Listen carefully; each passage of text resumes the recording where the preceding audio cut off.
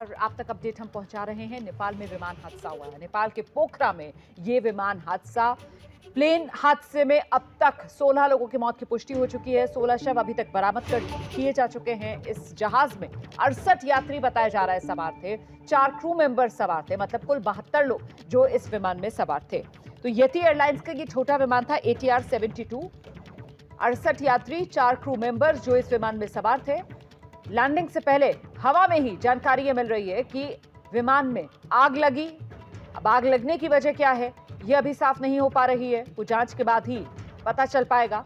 लेकिन विमान में ही हवा में ही विमान में आग लग गई थी और उसके बाद ये विमान जो क्रैश हुआ।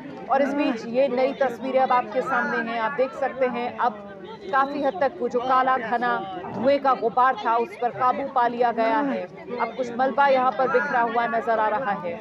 ये तस्वीरें आपके सामने, इन तस्वीरों को देखकर आप अंदाजा लगा सकते हैं किस तरीके की ये जगह जहां पर ये विमान हादसा हुआ है।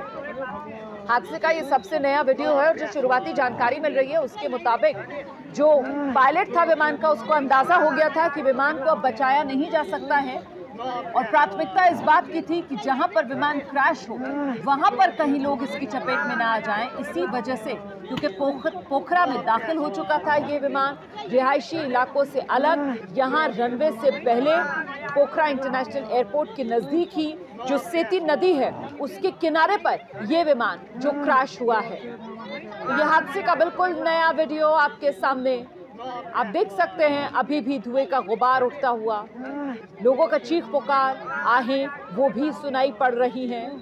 जिसने भी इस विमान को अपनी आंखों के सामने धू धू कर जलते देखा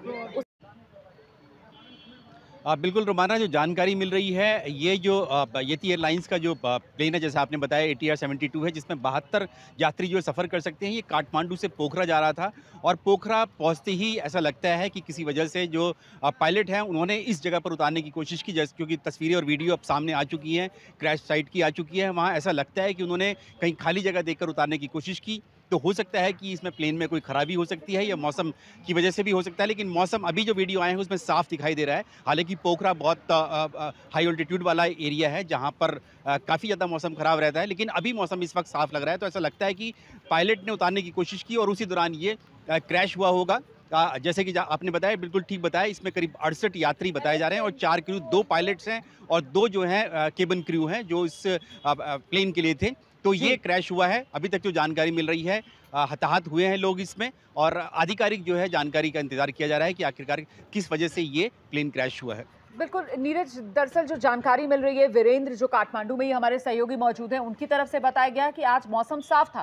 काठमांडू और पोखरा के बीच इस विमान ने उड़ान भरी, मौसम करीब करीब साफ, और साथ ही वो ये भी बता रहे थे कि हवा में ही कहीं कुछ दिक्कत आई है। उसी दौरान ये जो विमान है उसमें आग लग गई है और पायलट इस बात को भाप गए थे कि अब नहीं बचाया जा सकता। इसी वजह से उन्होंने ऐसी जगह तलाशी जहां पर लोग ना हो, जो रिहायशी इलाका ना हो, क्योंकि पोखरा अपने आप में एक शहर और शहर के बीच में इस तरीके की जगह तलाशना मुश्किल हो जाता है जहां मकान ना हो, जहां बसासत ना हो, जहां रिहाइश ना हो। और यहाँ पोखरा इंटरनेशनल एयरपोर्ट के नजदीक ये सेती नदी का किनारा, जिस जगह ये विमान क्रैश हुआ है। तो बहुत हद तक पायलट की तरफ से कोशिश रही होगी इस विमान को ऐसी जगह पर, मेंबर्स हैं वो यकीनन खतरे में थे और उनका बचना बेहद मुश्किल नजर आ रहा था जिस तरीके के हालात हवा में बन रहे थे। और इस बीच मरने वालों का आंकड़ा अब बढ़ता हुआ तक पुष्टि हो चुकी है।